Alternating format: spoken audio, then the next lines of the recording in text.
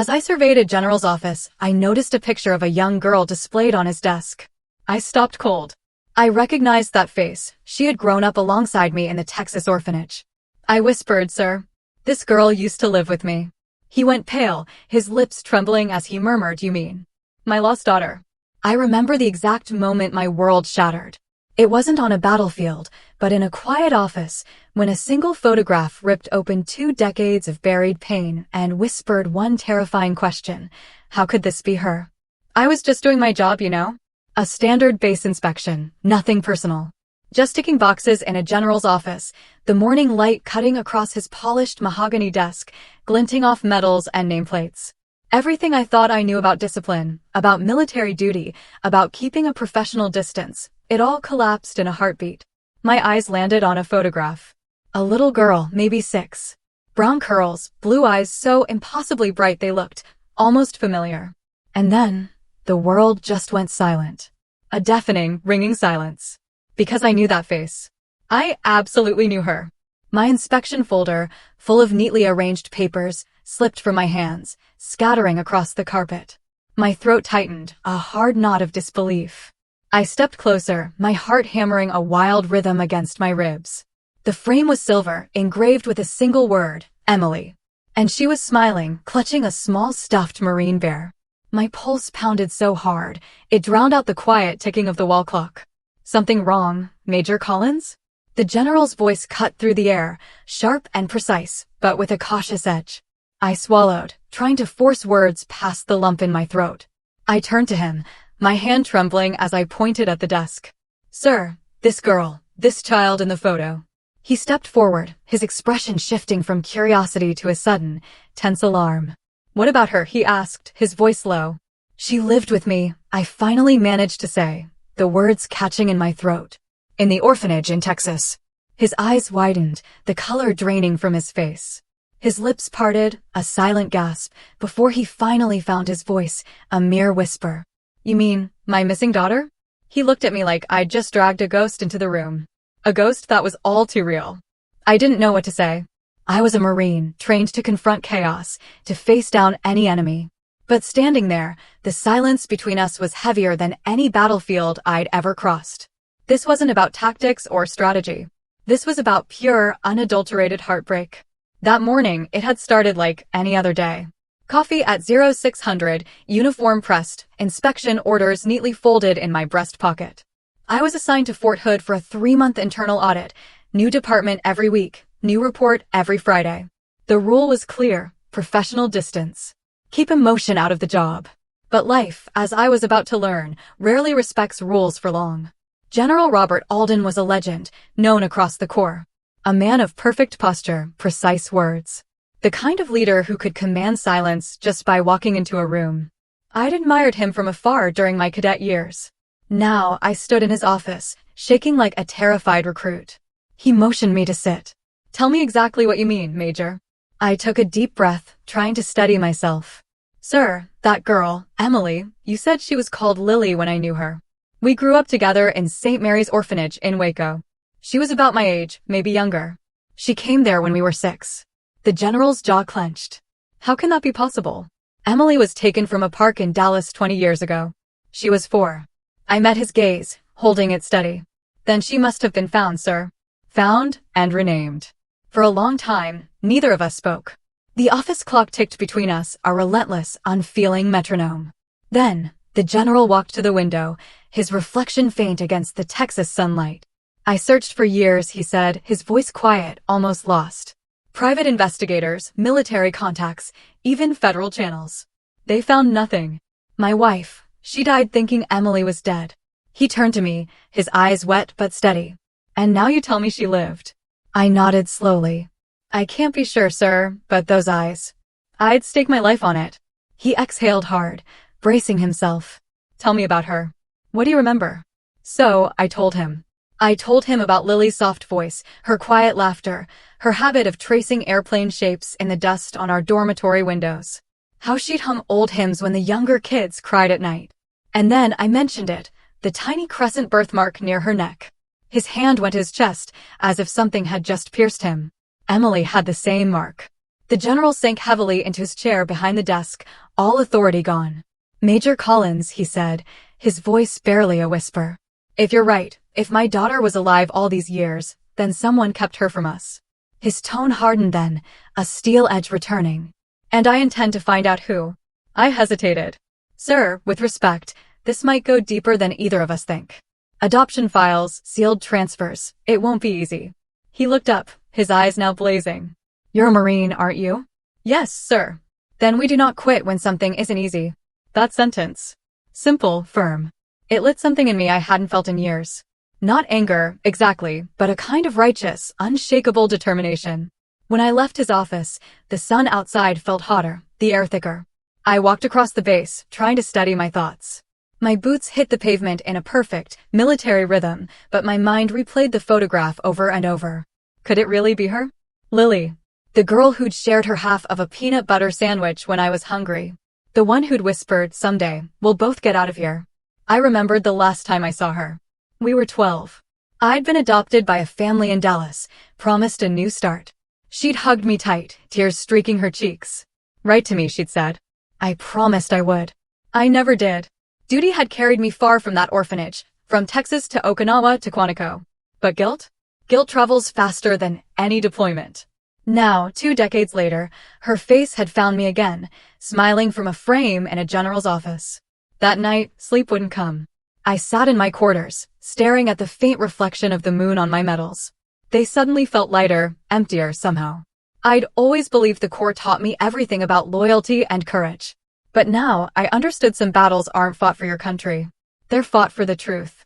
And sometimes, that truth waits in silence for years, like a photograph on a desk, until someone dares to look closely enough to see what's been lost.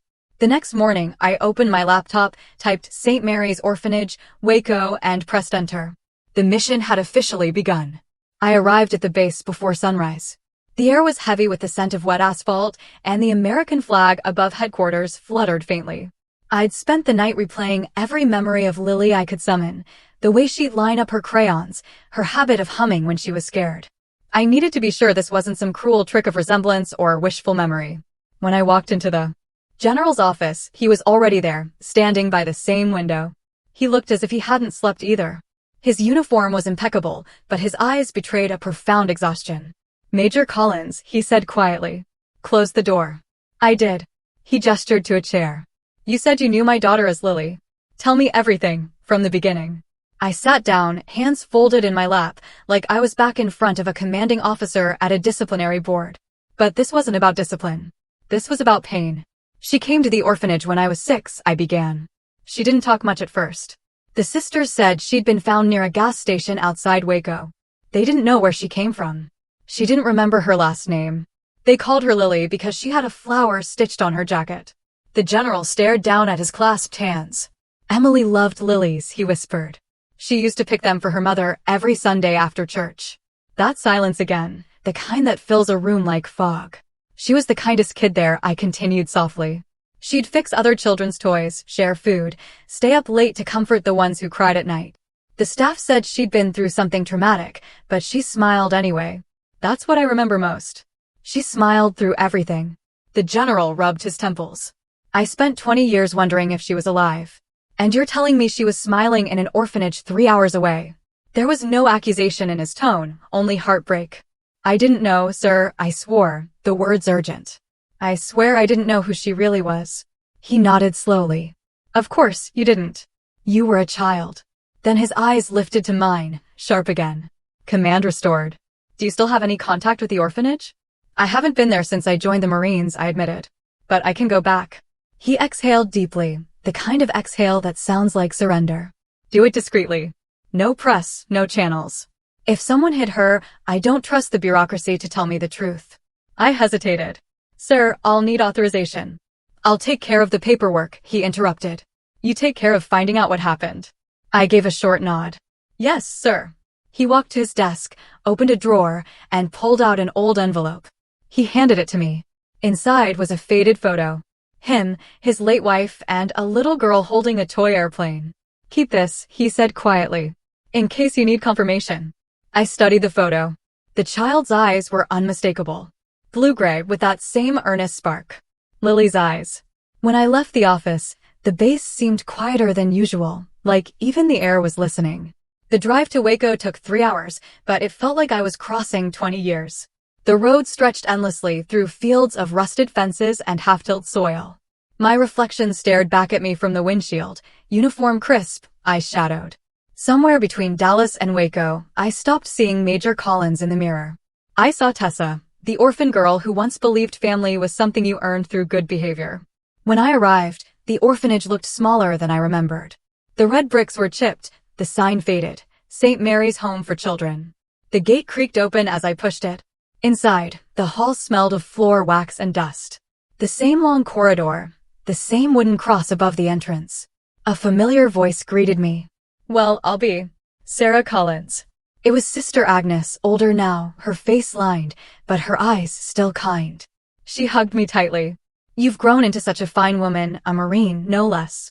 "Still trying to earn my keep," I said with a small smile. She looked at my uniform. "You're not here for an inspection, are you?" "No, sister. This is personal." Her expression shifted. "I thought so. You've got that look, like you're about to dig up ghosts." I told her about the general's photograph, about Lily. Her face softened, then saddened. "I remember her," she said quietly. "Sweet girl, never caused trouble. Always drawing airplanes and flowers." She cried for her father every night at first. After a year, she stopped. My throat tightened. What happened to her? She was transferred. That's what the paperwork said. Houston Foster Care Program, 2006. A new family, supposedly, but we never got confirmation. Back then, records were unreliable. "Do you still have her file?" Sister Agnes nodded and disappeared down a hallway. When she returned, she was holding a dusty brown folder. Not much left. "We lost most files in the flood 10 years ago." Inside, I found a few photocopies, medical forms, vaccination records, and one faded photo of Lily. On the back, written in the sister's neat hand, "Transferred by request of State Social Services, case ID 77HC. I snapped a photo with my phone. "Sister," I asked carefully, "who approved the transfer?" Her brows knit. "I don't remember the man's name. He wasn't one of ours. Military, maybe. He wore a badge, not a collar." I froze. "Military?" "Yes." Said it was part of an emergency relocation after a hurricane. "There was no hurricane in Texas that year," I whispered. Sister Agnes looked startled. "Are you sure?" "I'm sure." For the first time, a cold certainty crawled up my spine. Someone had used military credentials to move Lily and hide her. When I thanked the sister and walked out, the late afternoon sun hit the building just right. The old bricks glowed amber, and for a second, I imagined Lily's laughter echoing through the courtyard again. But the echo was gone. Only the wind remained. As I started my car, my phone buzzed. It was a message from General Alden. "Keep me updated. I've reopened my daughter's case file. And Major, be careful who you talk to. Some ghosts wear uniforms." I looked at the orphanage in my rearview mirror and whispered, "Yes, sir." Because he was right. Some ghosts don't haunt cemeteries. They haunt paperwork. And I was about to wake them up. I drove away from Waco with the folder sitting on the passenger seat like a silent companion. Every few miles, I glanced at it, brown edges curling, the word "confidential" stamped in red ink across the top. I'd handled classified intelligence in combat zones, decrypted orders during blackouts, even read casualty lists that could break the hardest heart. But nothing felt heavier than that thin file. The highway stretched wide and endless under the Texas sun. Flat fields blurred into the horizon. And with every passing mile, I felt like I was driving deeper into my own past.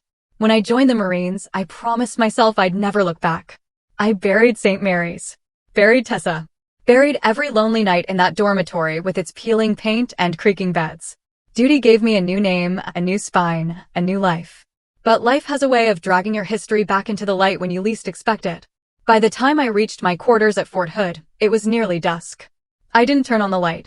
I just sat at my desk, opened my laptop, and began typing in what little information I had. Case ID 77HC, Houston Foster Care Program, 2006. Nothing. No digital record, no archived file. It was as if Lily or Emily had vanished twice. I sent a message through a secure military channel to an old contact, Captain Elena Brooks, now working in the JAG office at the Pentagon. Need access to restricted relocation archives, 2006, code 77HC. Possible military involvement. Quiet request. A reply came 5 minutes later. You realize this could be above clearance level? Then find someone whose clearance is higher, I typed. Back. I hesitated before hitting send. But then I saw Lily's face in my mind, smiling, trusting, unaware of the world's cruelty. I hit enter. The next morning, I returned to the orphanage. I wasn't finished with St. Mary's. Not yet. Sister Agnes was outside, tending to a small rose garden near the chapel. The smell of soil and lilies mixed with the faint scent of old paint and memory. Back so soon? She asked, straightening her back with a groan. I need to look through old storage, I said. Boxes, receipts, letters, anything from 2006. She hesitated, then nodded. Follow me. The storage room was in the basement, where the air smelled of mildew and forgotten prayers. We walked between stacks of old toys, broken furniture, and boxes labeled with years. I found the one marked 2006 to 2007 and began digging. Inside, among yellowed papers and brittle folders, I found an envelope labeled Metropolitan Social Relief Program Emergency Evacuation Order. Stamped at the top corner, U.S. Department of Defense Temporary Relief Initiative. The date matched the year Lily was transferred. I opened it carefully. Inside was a list, names, birth years, approximate locations. Most were smudged or illegible, but one line was clear, Child ID 217L, FEMA relocation. Guardian request pending. Next to it was a faint signature. The ink had bled, but I could still read part of it, M.O. Matthews. The name meant nothing to me yet, but something about the handwriting felt military, precise, deliberate. Sister Agnes leaned over my shoulder. We never saw those papers, she said softly. They just showed up one day with the men who took her. The men? Yes, 2 of them, both in uniform. They said she was being transferred for her safety. I stared at the paper. Safety from what? She shook her head. They never said. For the first time, I felt a cold certainty crawl up my spine. Someone had used military credentials to move Lily and hide her. When I thanked the sister and walked out, the late afternoon sun hit the building just right. The old bricks glowed amber, and for a second, I imagined Lily's laughter echoing through the courtyard again. But the echo was gone. Only the wind remained. As I started my car, my phone buzzed. It was a message from General Alden. Keep me updated. I've reopened my daughter's case file. And Major, be careful who you talk to. Some ghosts wear uniforms.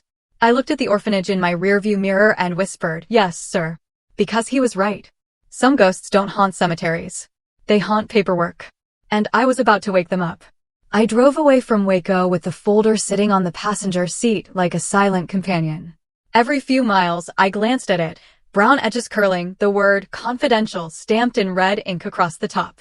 I'd handled classified intelligence in combat zones, decrypted orders during blackouts, even read casualty lists that could break the hardest heart. But nothing felt heavier than that thin file. The highway stretched wide and endless under the Texas sun. Flat fields blurred into the horizon. And with every passing mile, I felt like I was driving deeper into my own past. When I joined the Marines, I promised myself I'd never look back. I buried St. Mary's. Buried Tessa. Buried every lonely night in that dormitory with its peeling paint and creaking beds. Duty gave me a new name, a new spine, a new life. But life has a way of dragging your history back into the light when you least expect it. By the time I reached my quarters at Fort Hood, it was nearly dusk. I didn't turn on the light. I just sat at my desk, opened my laptop, and began typing in what little information I had. Case ID 77HC, Houston Foster Care Program, 2006. Nothing. No digital record, no archived file. It was as if Lily or Emily had vanished twice. I sent a message through a secure military channel to an old contact, Captain Elena Brooks, now working in the JAG office at the Pentagon. Need access to restricted relocation archives, 2006, code 77HC. Possible military involvement. Quiet request. A reply came 5 minutes later. You realize this could be above clearance level? Then find someone whose clearance is higher, I typed back. I hesitated before hitting send. But then I saw Lily's face in my mind, smiling, trusting, unaware of the world's cruelty. I hit enter. The next morning, I returned to the orphanage. I wasn't finished with St. Mary's. Not yet. Sister Agnes was outside, tending to a small rose garden near the chapel. The smell of soil and lilies mixed with the faint scent of old paint and memory. Back so soon? She asked, straightening her back with a groan. I need to look through old storage, I said. Boxes, receipts, letters, anything from 2006. She hesitated, then nodded. Follow me. The storage room was in the basement, where the air smelled of mildew and forgotten prayers. We walked between stacks of old toys, broken furniture, and boxes labeled with years. I found the one marked 2006 to 2007 and began digging. Inside, among yellowed papers and brittle folders, I found an envelope labeled Metropolitan Social Relief Program Emergency Evacuation Order. Stamped at the top corner, U.S. Department of Defense Temporary Relief Initiative. The date matched the year Lily was transferred. I opened it carefully. Inside was a list: names, birth years, approximate locations. Most were smudged or illegible, but one line was clear: Child ID 217L, FEMA relocation. Guardian request pending. Next to it was a faint signature. The ink had bled, but I could still read part of it: M.O. Matthews. The name meant nothing to me yet, but something about the handwriting felt military, precise, deliberate. Sister Agnes leaned over my shoulder. We never saw those papers, she said softly. They just showed up one day with the men who took her. The men? Yes, 2 of them, both in uniform. They said she was being transferred for her safety. I stared at the paper. Safety from what? She shook her head. They never said. There was no hurricane in Texas that year, I whispered. Sister Agnes looked startled. Are you sure? I'm sure. For the first time, I felt a cold certainty crawl up my spine. Someone had used military credentials to move Lily and hide her. When I thanked the sister and walked out, the late afternoon sun hit the building just right. The old bricks glowed amber, and for a second, I imagined Lily's laughter echoing through the courtyard again. But the echo was gone. Only the wind remained. As I started my car, my phone buzzed. It was a message from Elena. Got something. The relocation order code 77HC was processed through a defense logistics branch in Killeen, handled by Colonel M. Matthews, U.S. Army, retired 2010. Address attached. Proceed carefully. He's well connected. I stared at the screen. Colonel M. Matthews. That name felt like a locked door I'd just been handed the key to. I copied the address, a suburb of Georgetown about an hour from the base. I should have waited for authorization, filed a report, gone through channels. But this wasn't an official mission. It was personal. And personal missions don't wait for permission. The next morning, I put on civilian clothes, jeans, a gray t-shirt, and my old leather jacket. The Texas heat was already rising by 0900. I parked across the street from a neat, single-story home with a manicured lawn and a U.S. flag fluttering from the porch. The kind of place that looked ordinary from the outside, but carried ghosts inside its walls. Colonel Matthews answered the door himself. Late 70s, trim, still carried himself like a soldier. His handshake was firm, but cold. Major Collins, you said.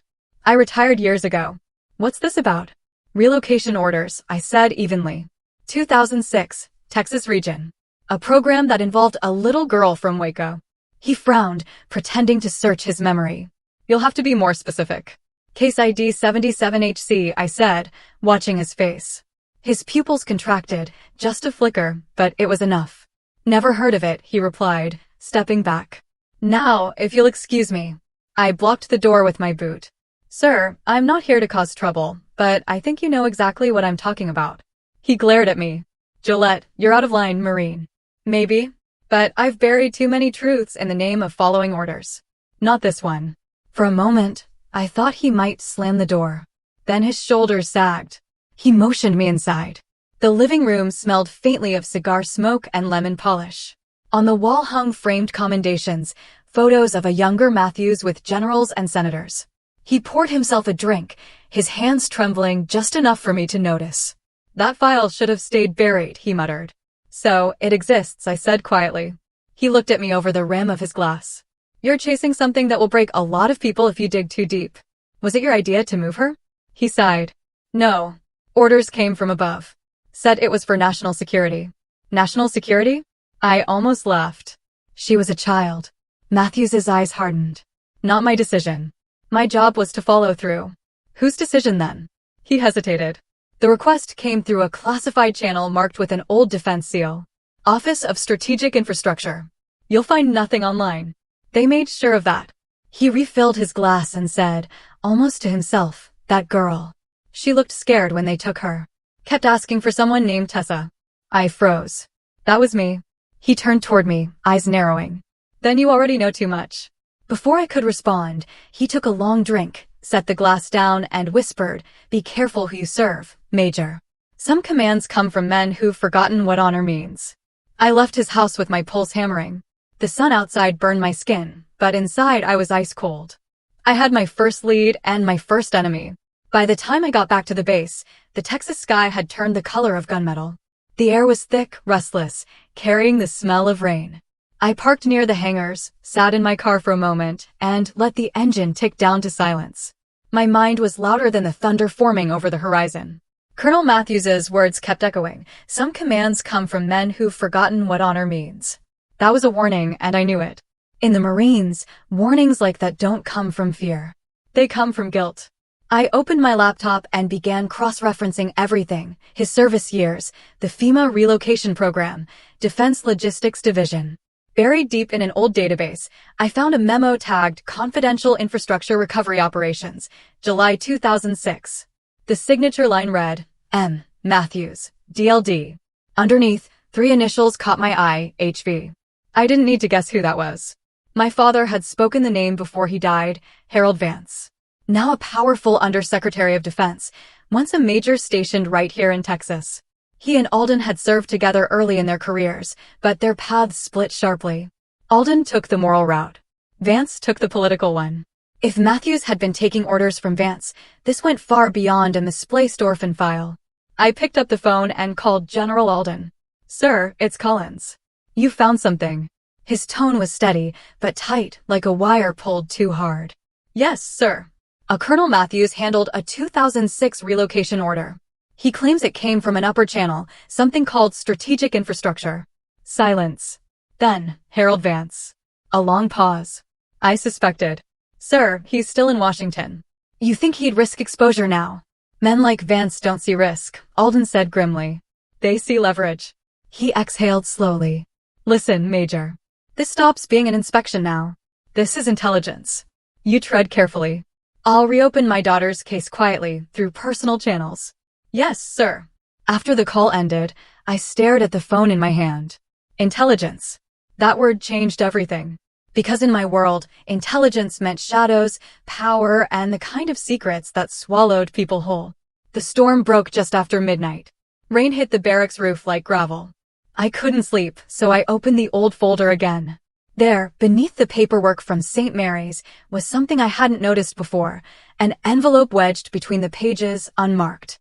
Inside was a single sheet of yellowed letterhead, Department of Defense Emergency Operations Division. It was a memo addressed to Colonel Matthews. Subject: Reassignment of Minor ID 217L. Directive: Proceed under civilian cover. No further record to be maintained. Authorization code HVTXOPS.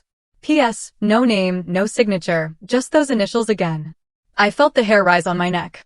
Whoever HV was, he had the power to make a child vanish without a trace, and the arrogance to sign it like a stamp of ownership. I scanned the document and encrypted it on a flash drive. Then I did something reckless. I called Captain Elena Brooks again. "Elena, I need a favor." "You already got one," she said dryly. "What is this really about, Sarah?" "A child. A missing girl. A cover-up tied to a defense project from 2006. There was a pause. "You're talking about a ghost program. Then tell me how to find a ghost." "Carefully," she said, and quietly. "I'll run your memo through an old clearance pathway. But if you're right about Vance, you could be putting a target on your back. I've had worse." After the call, I sat there listening to the rain. I should have felt fear, but instead I felt calm, focused. The same stillness I used to feel before stepping into a combat zone. Only this time, the enemy wasn't across a desert. He was behind a desk. The next morning, I met General Alden again. He looked different, tired, but steadier. There was something in his eyes that hadn't been there before: resolve. I handed him the flash drive. "Sir, this is the memo that links Matthews to Vance." He plugged it into his laptop, scrolled through the scanned image, and went pale. Authorization code HVTXOPS. He used an operational seal that was shut down in 2004. Meaning he revived a dead program under a fake directive.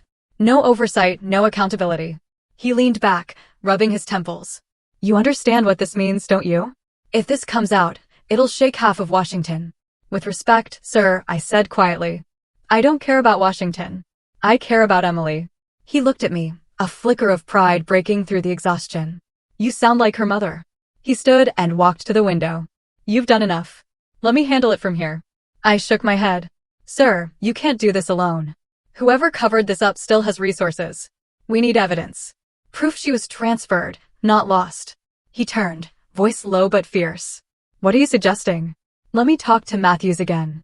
This time off record. He hesitated. If you push him, he'll push back. I'm a Marine, sir. I know how to handle pressure. 2 nights later, I drove to Georgetown again. The neighborhood was quiet, porch lights glowing like sentries. I parked a block away and waited until the street was empty before walking up to Matthews's house. When he opened the door, I saw fear flicker in his eyes. He knew why I was there. Major Collins, he said, his voice rough. You should have stayed out of this. Too late, I replied. I found the memo. He froze. Then you know what it means. I know it means someone used your authority to cover up a kidnapping. He shook his head violently. You don't understand. That order wasn't mine. I was told to sign it or lose everything. My pension, my record. They said the girl was under federal protection, that her father was compromised. Her father was a Marine general, not a criminal. Matthews's expression cracked. I didn't know that. I swear I didn't. He sank into his chair, trembling. I thought I was helping a child, not burying one. I pulled out my recorder and set it on the table. Say that again. He stared at the blinking red light. You think a confession will change anything? Vance still sits in D.C. untouchable. People like me, people who followed orders, were the ones who pay. Then help me make him pay. For a long moment, he didn't move. Then, quietly, he nodded. You'll find what you're looking for in Logistics Archives, Houston Branch. Box 47C. I can't get you in, but you can.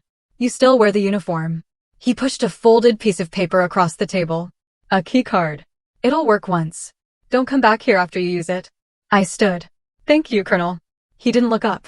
Don't thank me, Major. Pray I never have to see that little girl's eyes again in my sleep. Outside, the rain had stopped. The moon cut through the clouds like a blade, and the air smelled of wet earth and second chances. As I slid behind the wheel, I held up the key card against the dashboard light. One use. One chance. And maybe, just maybe, one step closer to the truth. By the next morning, the Texas sky was washed clean. The air smelled of dust and wet cedar. I'd barely slept, running on coffee and adrenaline as I prepared to head for Houston. Before I left, I had to see General Alden one more time. He deserved to know what I was walking into. When I stepped into his office, he was standing at attention by the window, staring at the parade field below. Sunlight caught the silver streaks in his hair. For a moment, he looked less like a general and more like a father waiting for news he was afraid to hear. Sir, I said quietly. He turned. Collins, you look like you've been through a war. Maybe I have. I set the key card on his desk. Matthews gave me this. It's for the Logistics Archives in Houston. Box 47C. He said that's where the real records are about Lily, or rather Emily. Alden's jaw tightened. He talked. He's scared, sir. Said the order wasn't his. He signed under pressure. The general studied the card for a long moment. Pressure from Harold Vance. It wasn't a question. Yes, sir. Matthews admitted it. He nodded slowly, as if confirming a suspicion he'd carried for years. Vance always had powerful friends. Senators, defense contractors, lobbyists, the kind of men who believe loyalty is a currency. I hesitated. Sir, I don't mean disrespect, but why would anyone target you? Why take your daughter? He took a long breath and sat behind his desk. You ever make an enemy out of the wrong man, Major? Plenty, sir. He gave a small, humorless laugh. Then you'll understand. He opened a drawer and pulled out a weathered folder. Inside were newspaper clippings, photocopies, and one yellowed letter. He pushed it toward me. Read that. The letter was typed, signed only with the initials HV. Step down from command or your family will pay. I looked up, startled. Sir, I received that the week before Emily disappeared, he said quietly. At the time, I was overseeing an investigation into defense logistics contracts, specifically Vance's unit. I found proof of procurement fraud, millions in unaccounted funds. I planned to take it to the Inspector General. He looked past me toward the window, his eyes unfocused. 2 days later, she was gone. The police thought it was random. A child abduction from a park, but I knew better. I set the letter down carefully. You think Vance retaliated? I don't think, Major, he said firmly. I know. The room went still, except for the soft whir of the air conditioner. He continued, his voice lower now. My wife, Claire, never forgave me. She blamed my career, my pride. She thought if I'd left the Corps, we could have been a normal family. She was right, in a way. I buried myself in work. When she passed 5 years later, I buried myself deeper. His hands trembled slightly as he poured a glass of water. I've carried that letter every day since. A reminder that some victories come too late. I swallowed hard. Sir, if Vance is behind this, he didn't just destroy your family. He corrupted the very institution he swore to serve. He looked up sharply. And now you see why I've stayed quiet. The Corps is built on honor, but honor can't survive scandal. If this comes out wrong, it'll tear through command like wildfire. Careers will end. Recruits will lose faith. Sir, with respect, I said gently. The truth deserves daylight, even if it burns. He studied me, then smiled faintly. You remind me of Claire. She had that same fire. For a long time, neither of us spoke. Then he said quietly, do you believe Emily's alive? Yes, sir. I've seen too many impossible things to believe otherwise. He nodded slowly. Then, find her, Collins. Not for me. For her. She deserves to know who took her life from her. He stood, buttoned his uniform jacket, and extended his hand. I rose instinctively and saluted, but he shook his head.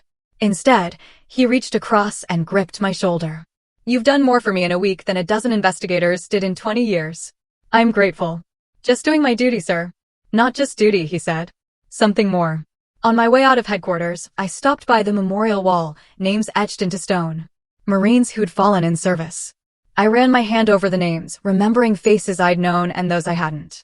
Each name was a story unfinished. Emily's story wasn't finished either.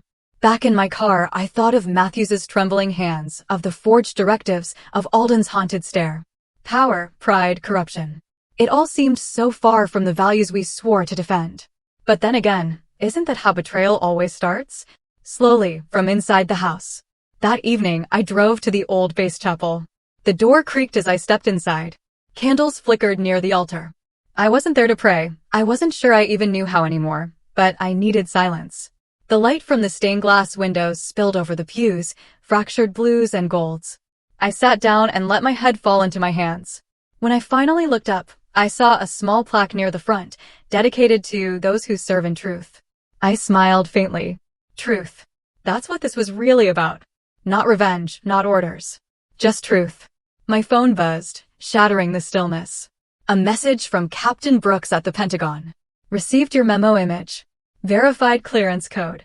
Vance's authorization is real, but the operation itself doesn't exist.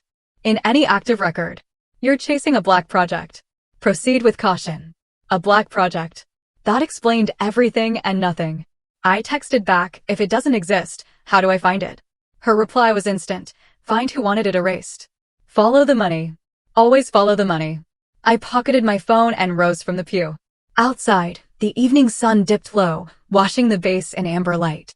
It hit the chapel's stained glass, scattering color across the floor. For a brief moment, it looked like the world was on fire. I took that as a sign. Tomorrow, I drive to Houston, use the key card, and open box 47C. Whatever was inside would either set a family free or end my career for good. As I walked away, I caught my reflection in the chapel window, uniform sharp, eyes weary, jaw set. Somewhere behind that reflection, the girl I used to be, the orphan named Tessa, was watching.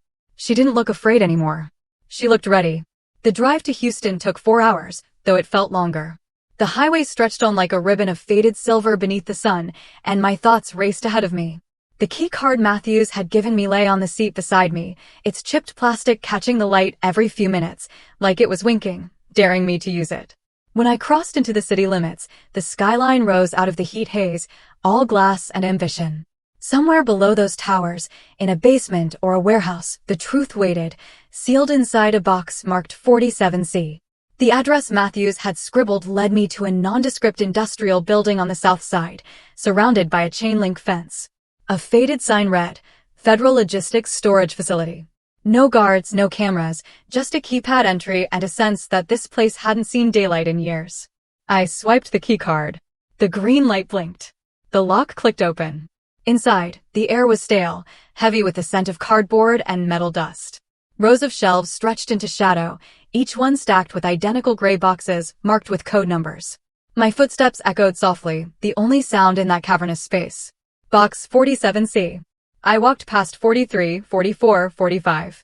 When I reached 47, I saw the right shelf, near the bottom. My hands shook as I pulled the box free. It was heavier than I expected. I set it on a table, peeled off the seal, and opened it. Inside were folders, hundreds of them, files labeled with initials, dates, and locations, disaster relief, refugee transfers, special custody cases. But one file was different. Thinner, newer, marked with a single red line across the top, ID 217L. FEMA relocation. I opened it carefully. The first page was a birth record, female, approximate age 6, no last name. Found outside Waco, Texas. Transferred to St. Mary's Orphanage. Subject exhibits signs of memory loss, possible trauma. At the bottom, under remarks, authorized relocation to Houston foster system under Directive HVTXOPS. I flipped through the rest.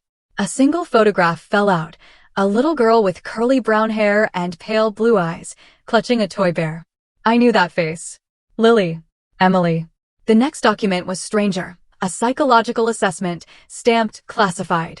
It described the child as adaptable, high-functioning, with a stable temperament, as if she were part of a study, not a missing person. Then came a list of names, agencies, handwritten notations, transfer complete, case closed. And at the very end, stapled to the back, a signature I hadn't seen before, authorized by L. Colleen Vance. I stared at it, my heart hammering. Proof. Actual proof. I took photos of every page, then slipped the photo of Lily into my jacket pocket. The rest I left untouched.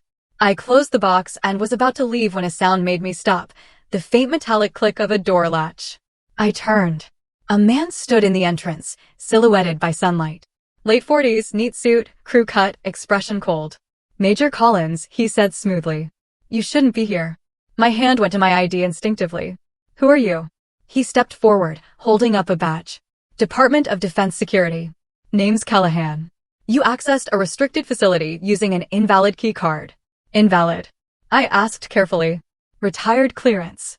Belongs to Colonel Matthews, who, by the way, is now under federal review for unauthorized disclosures. I swallowed. You're with Vance, aren't you? His lips twitched. Let's just say I answer to people above your pay grade. He extended a hand. Hand me the file. Not going to happen. His eyes narrowed. You're making a mistake, Major. That file is sealed for a reason. I know, I said, my voice low. Because it's evidence of a crime. He took a step closer. You think the system will side with you? You're one officer against the Pentagon. I've been outnumbered before. He sighed. You Marines. Always so noble. So willing to die for truth, even when it buries you. Before he could reach me, I backed away toward the far wall. My right hand hovered near my pocket where my phone recorded every second. Touch me, and that recording hits 10 inboxes. He froze. The corner of his mouth twitched, half a smirk, half irritation. You don't understand what you've opened. Then explain it to me. But he didn't. He turned and walked out the door, slamming it behind him. I stood there in the silence, my pulse loud in my ears. Whatever this was, I just stepped into a war no one wanted to admit existed. I drove straight to a quiet diner on the outskirts of town, parked where I could see the highway, and transferred every photo from my phone to the cloud. I sent copies to Captain Brooks and one to a private, encrypted drive I used on deployments. Then I ordered black coffee and sat there thinking. Vance's authorization, Matthews's fear, Callahan's warning. It all fit. A pipeline of secret relocations under the guise of national security. But Emily wasn't a spy or a witness. She was a child. My phone buzzed again. It was a number I didn't recognize. Collins, I answered. Major, this is Detective Ramos. Houston PD, Captain Brooks gave me your contact. His voice was rough, steady, the voice of someone who'd seen too much. She says you might need a pair of eyes down here. I do, I said. How do you feel about digging up old ghosts? He chuckled. I work homicide. That's half my job. I gave him a brief summary. The missing girl, the file, the federal interference. He didn't flinch.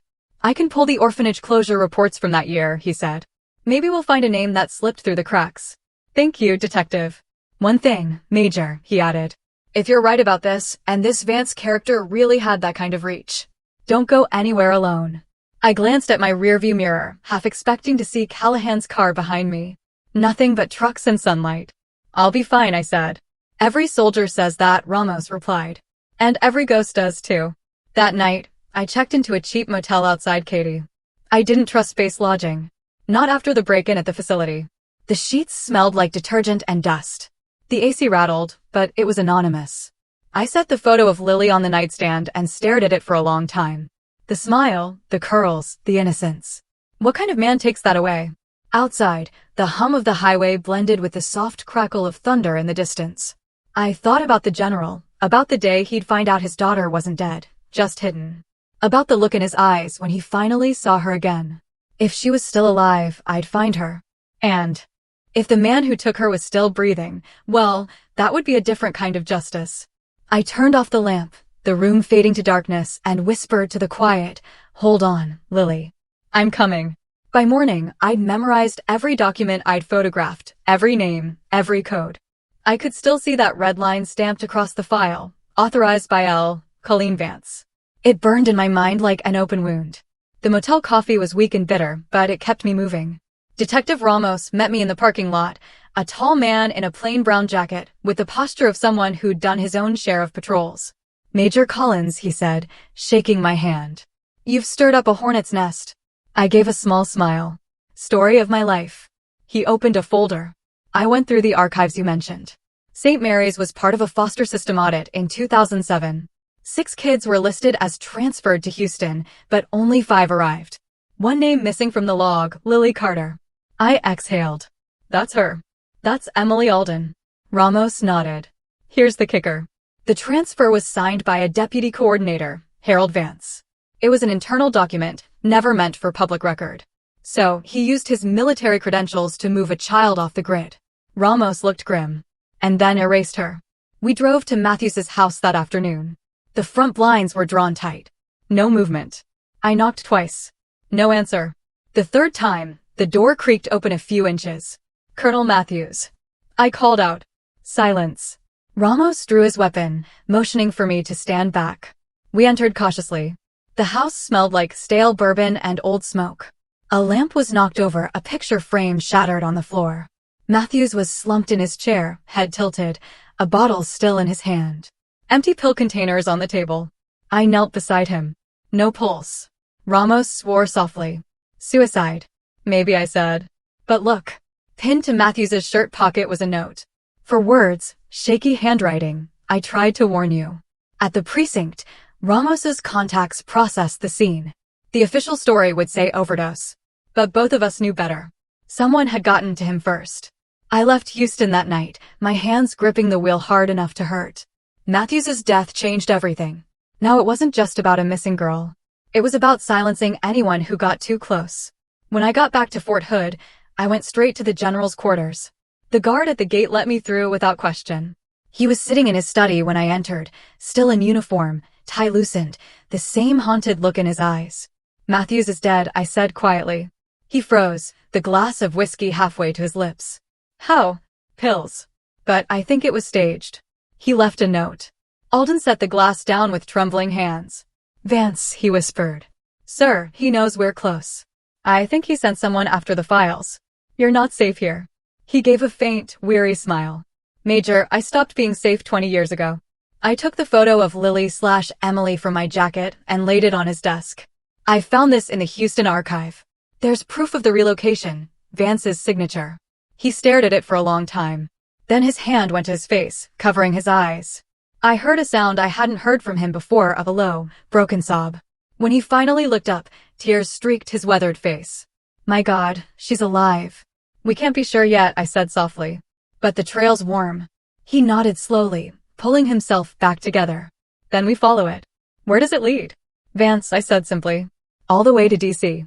2 days later, we landed at Andrews Air Force Base under the guise of a logistics audit. The general had enough clearance to keep us off the radar. But secrecy in Washington is like fog. It looks solid until you touch it. Captain Brooks met us outside the Pentagon. "You two are insane," she said, pushing her sunglasses up. "You realize what happens if you accuse an undersecretary without hard proof?" I've got proof, I said. A signed authorization, a death, and 20 years of silence. She sighed. Then I hope you've got more than that, because Vance has friends who can erase you before breakfast. We don't need his friends, the general said evenly. We just need 5 minutes in his office. We got those 5 minutes, barely. Vance's office was immaculate. Flag behind the desk, framed commendations, the faint hum of power in the air. He looked up as we entered, recognition flickering briefly in his sharp, gray eyes. Robert, he said smoothly. I was told you retired. Not yet, Alden replied. I had a few loose ends. Vance's gaze shifted to me. And who is this? Major Sarah Collins, I said evenly. U.S. Marine Corps. I think we've met, at least on paper. He smiled faintly. I doubt it. What can I do for you, Major? I slid the photo of Lily across his desk. You can start by explaining this. His eyes flicked down, just for a second. Pretty girl, he said, his tone casual. What about her? She was relocated under your directive. Code HVTXOPS. He leaned back, his lips curling into something that wasn't quite a smile. That program was classified. You have no authority to access those files. I have all the authority I need, I said. She was a child, not a classified asset. Vance's jaw tightened. You have no idea what you're meddling with. The world isn't black and white, Major. Sometimes we bury things for a reason. Then let's unbury them. He stood, towering over his desk. You think you can threaten me? You'll be stripped of your commission before the week's out. The general rose, his voice low but full of steel. Try it. But know this, Harold. If my daughter's name is anywhere in your files, I'll drag you before Congress myself. For the first time, the mask slipped. A flash of fear, or was it guilt, crossed Vance's face. You can't prove anything. Alden smiled faintly. That's the thing about men who hide behind secrets. Eventually, someone like her, he nodded toward me, shines a light. Vance's voice dropped to a hiss. You don't know what you're starting. I met his gaze squarely. Yes, I do. I'm starting justice. We walked out before he could answer. Outside, the afternoon sun blazed across the marble steps, bright enough to sting the eyes. The general stopped, took a deep breath, and said quietly, He's cracking. He knows it's over. Not yet, sir, I said. But soon. That night, back at the temporary quarters, I couldn't sleep. My phone buzzed at 2:01 a.m. A message from an unknown number. If you want to find the girl, go to Lake Charles, Louisiana. Ask for Lily Carter. Don't tell Alden. Don't tell anyone. I stared at the screen, heart pounding. It could be a trap. Or it could be the lead we'd been praying for. Either way, I was going. I left before dawn, driving south on the empty highway with the first light of morning chasing my taillights. I didn't tell the general. I didn't tell Brooks or Ramos. Whoever sent that message knew where to find me. And that meant time wasn't on my side. The air grew heavier as I crossed into Louisiana. The world softened into fog and pine, bayous glimmering under the sunrise like sheets of glass. It didn't feel like I was driving toward danger. It felt like I was driving toward something sacred, something that had waited too long. The address led to a small lakeside town called Moss Bluff. Quiet, almost forgotten. I parked near the old dock, where the water lapped lazily against weathered posts. Across the road stood a white wooden house with a crooked mailbox. The name on it stopped me cold, Carter. I walked up the path and knocked. The door opened a few inches. A woman in her late 40s peered out, tired eyes, kind face, wearing a faded floral robe. Can I help you? I hesitated. Ma'am, I'm looking for someone named Lily Carter. She froze, her hand tightening on the doorframe. Who's asking? My name is Major Sarah Collins, U.S. Marine Corps. I paused. I knew her when she was a little girl. Her expression softened slightly, suspicion giving way to curiosity. She opened the door wider. Come in. The living room smelled of lemon polish and old wood. Pictures lined the walls, birthdays, holidays. A smiling young woman with light brown curls and eyes the color of sky after rain. Lily, older now, maybe 18 or 19, but unmistakably the same face from the photo I carried in my pocket. She's at work, the woman said quietly. Community hospital just outside town. Who are you to her? Someone who's been searching a long time, I said. The woman, Mrs. Carter, sat down slowly. You're not the first. A man came by last year, said he was a lawyer from Washington, asked questions about her adoption. She didn't want to talk to him. My throat tightened. Did he leave a name? No, but he scared her. I exhaled. Then I'll do my best not to. Mrs. Carter studied me for a long moment. You look like a woman who's seen too much and still hasn't stopped fighting. I've had practice, I said softly. She gave a faint smile. Then maybe it's good you came. Lily's different. Always has been. Nightmares when she was little. Couldn't remember her early years. Said she dreamed about men in uniforms, about a big house with a flag outside. My chest tightened. She remembers. Mrs. Carter nodded. She doesn't know why. The hospital sat at the edge of town, small, plain. The kind of place where everyone knows everyone. I walked in and asked the receptionist for Lily Carter. She pointed me to the physical therapy wing. When I saw her, my breath caught. She was standing by the window, sunlight in her hair, helping an older veteran through balance exercises. Her voice was calm, steady, professional, but warm. When the session ended, I approached slowly. Lily? She turned, curious. Up close, it was undeniable. The eyes, the soft jawline, the same features from the portrait in the general's office. My name's Sarah Collins, I said quietly. I knew you once, when you were little. She tilted her head, uncertain. I'm sorry, I don't remember you. That's okay, I said. There's a lot you weren't supposed to remember. Something flickered behind her eyes. Fear or recognition? What do you mean? I reached into my jacket and handed her the photo. The one from the Houston file. That's you. She stared at it for a long time. Her hands trembled. Where did you get this? It was part of a classified government record. A relocation file. You were taken from your real family when you were 6 years old. She shook her head. No, that can't be. I took a deep breath. Your real name is Emily Alden. Your father's a retired Marine general. He's been looking for you for nearly 20 years. Her breath hitched. That's impossible. I wish it were. Tears welled in her eyes. I don't remember any of that. You wouldn't. They erased it. But the pieces are still there. The nightmares, the flag, the uniforms. She pressed a hand to her mouth, eyes unfocused. Sometimes I see a man's face in my dreams. Silver hair, blue eyes. He's always calling me Emmy. I thought I made it up. I swallowed hard. You didn't. We sat on a bench outside, overlooking the lake. The air was still, the water perfectly smooth. She stared at the horizon, her voice trembling. Why would anyone do that to a child? Power, I said simply. Your father uncovered something that threatened the wrong people. They couldn't touch him, so they took what he loved most. She turned to me, eyes shining. And you? How did you find me? I smiled faintly. By refusing to stop. She gave a watery laugh. You sound like a Marine. I am. Then you know what it's like, she whispered. To lose people and keep going anyway. Yes, I said softly. But you didn't just survive, Emily. You built a life. You helped people heal. That strength, they can't take away. She nodded slowly, tears running freely now. I want to see him, she said. My father. I pulled out my phone. He'll be on the next flight. When General Alden arrived that evening, I waited near the lake while Lily stood on the dock, her hands clasped tightly. He walked toward her, stiff at first, a soldier facing his own ghost. Emily, his voice cracked on the name. She turned. For a heartbeat, they just stared. Years of pain, hope, and disbelief colliding in silence. Then she ran to him. He caught her, held her like he was afraid she'd vanish again. His shoulders shook, his metals glinting in the dying light. I looked everywhere, he whispered. Everywhere. I know, she sobbed. I think I always knew. I turned away, giving them privacy. The sun slipped behind the trees, turning the water to gold. Sometimes justice doesn't roar.